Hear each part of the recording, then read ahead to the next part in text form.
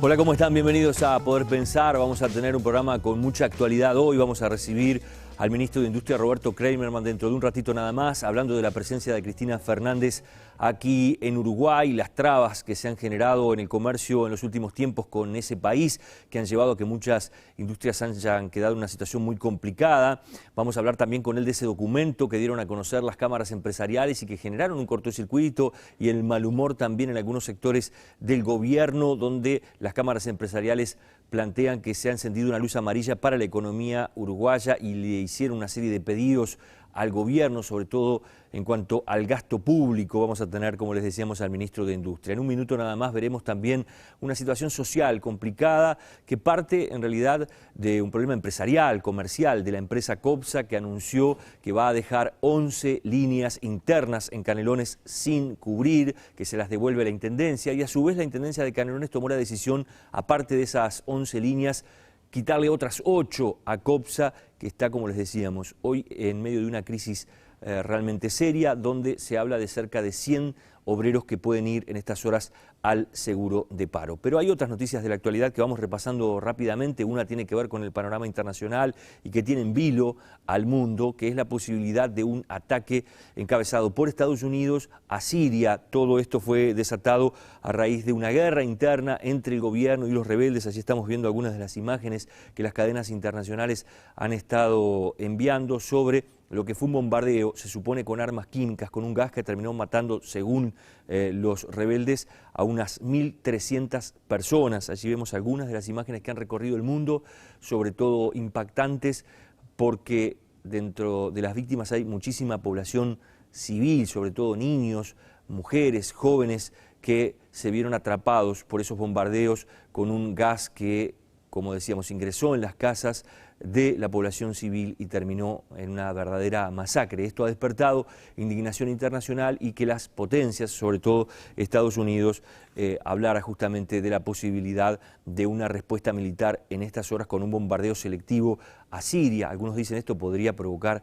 más muerte entre civiles y además, bueno, hay países de mucho peso como China, como Rusia, que están en contra de una acción militar. Y aquí a nivel local, otro caso que hemos seguido, se dio esta semana el procesamiento, la ampliación del procesamiento en realidad de la causa de Horacio de los Santos, el secretario de la Intendencia de Paysandú. En este caso, una jueza determinó, Karen Ramos, ampliar el procesamiento a explotación sexual de menores, porque recordemos, en esa fiesta, en la casita del parque, en esa dependencia municipal, participaron menores de edad que recibieron propuestas sexuales por parte de este funcionario y una empleada también de la Intendencia. Por lo tanto, se amplió justamente el procesamiento.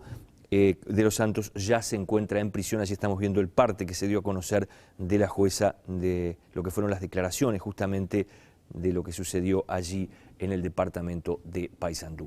Pero les decíamos, uno de los temas clave en lo social en Canelones en estas horas es lo que está pasando con Copsa, donde hay varias pequeñas poblaciones rurales, sobre todo, que se han visto realmente conmocionadas por la posibilidad de quedarse sin transporte, sobre todo aquellos que utilizan los ómnibus permanentemente para trabajar, sobre todo para los niños de las escuelas y para los liceales de algunas zonas internas de Canelones. Con Poder Pensar estuvimos esta semana en una de esas escuelas rurales, la número 30 de Paso de los Francos, queda en la vieja Ruta 5 a la altura del kilómetro 57,5. Allí hay un pequeño poblado de 60 familias, hablamos con algunos de esos vecinos de esta situación que están viviendo y de la angustia de la posibilidad de quedarse sin el transporte. Vemos el informe.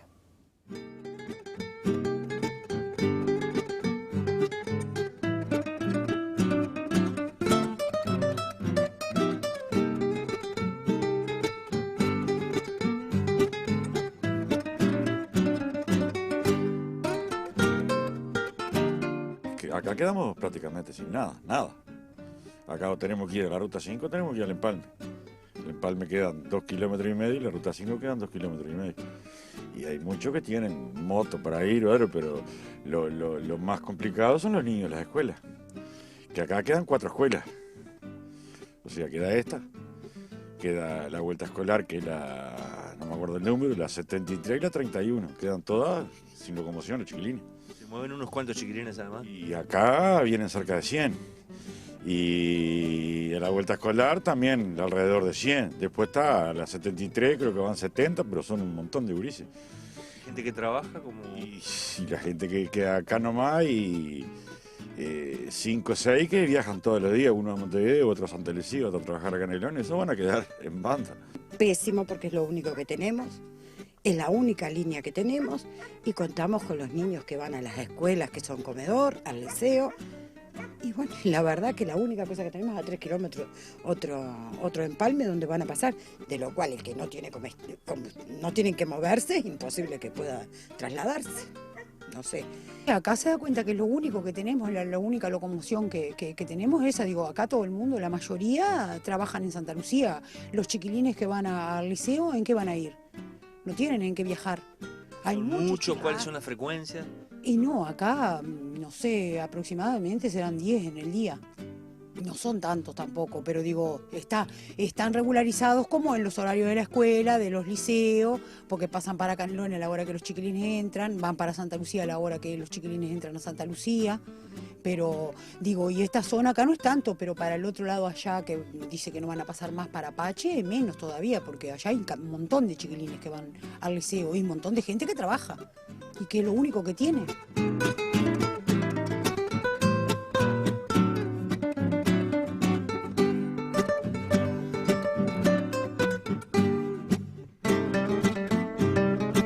Se depende del ómnibus este.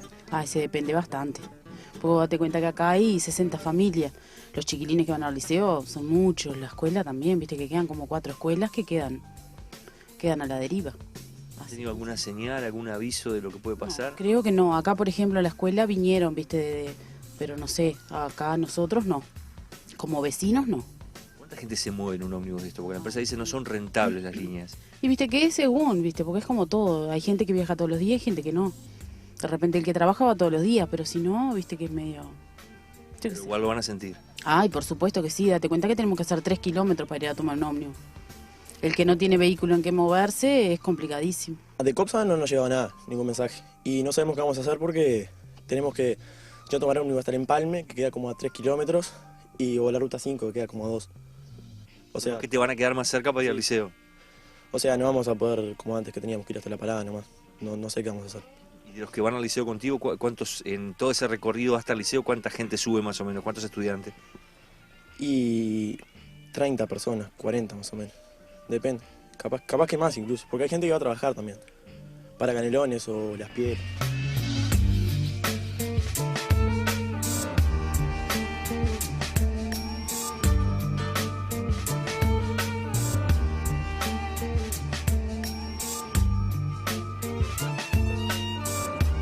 Para nosotros es todo complicado, estamos medios como que no sabemos para dónde agarrar, porque quedamos totalmente aislados, hay un montón de niños, justo 3 escuelas de acá de la zona quedan sin ómnibus. Los niños, los más grandes vos los podés llevar en una moto, en una bicicleta, pero los más chiquitos no pueden ir, y es obligatorio a partir de los 4 años. Y entonces un montón de gente que queda sin servicio y que no hay una explicación. Porque antiguamente pasaban siempre, desde el 2002, la peor crisis de COPSA, lo mismo pasaba. Complica toda la zona, digamos, esta decisión. Toda la zona, toda. Aparte de acá no tenemos muchos ómnibus para salir. Tenemos que hacer mandado a Canelones o a Santa Lucía y tenemos que ver si nos coinciden los ómnibus con los mandados que tenemos que hacer. Tenemos que ir a una sociedad, a un hospital y muchas veces está la gente esperando horas para que pase un ómnibus. Y si ahora nos sacan ómnibus, tenemos más espera. Van muchos niños a la escuela, porque acá hay una escuela. Y después el que sigue para Pache hay otra escuela antes de llegar a Santa Lucía que también. Sí, y acá que trabajan y mucha gente que ha mandado y la mayoría somos jubilados y eso. Que no tiene auto y algunos se queda a pie.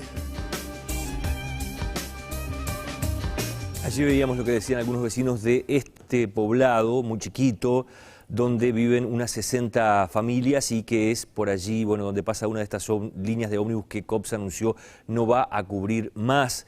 La Intendencia de Canelones ha planteado una fórmula que es redistribuir esas líneas con otras empresas que a su vez recibirían 8 líneas que sí son rentables para compensar estas otras líneas sociales, entre comillas, como se les llama. Después de la pausa viene Yamandu Orsi, que es secretario general de la Intendencia de Canelones, explicando cuál es la fórmula y cuál es la situación en la que queda COPSA también en el medio de esta crisis. Ya regresamos.